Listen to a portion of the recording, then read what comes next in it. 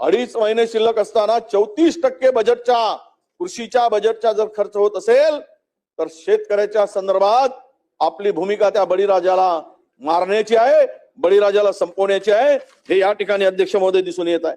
म्हणून आपल्याला विनंती आहे या प्रस्तावाच्या निमित्तानं की जर या योजना घोषित केलेल्या ज्या काही घोषणा आहेत त्या पद्धतीनं आपण या ठिकाणी काय विदर्भातील लोकांना देऊन जावं। अध्यक्ष महोदय, राज्यात किमान दररोज 8 शेतकरी आत्महत्या करतोय। 1 जानेवारी 2025 ते 31 ऑगस्ट 2025 या 8 महिन्यामध्ये विदर्भ आणि मराठवाड्यामध्ये 1183 शेतकऱ्यांनी आत्महत्या केली आणि ऑक्टोबर मध्ये जाहीर झालेले पॅकेज याचा कुठे गेला, काही उपयोग झाला का? का शेतकरी आत्महत्या करतोय? काहीतरी अंतर्मुख करून आपल्याला याचा विचार करावा लागेल।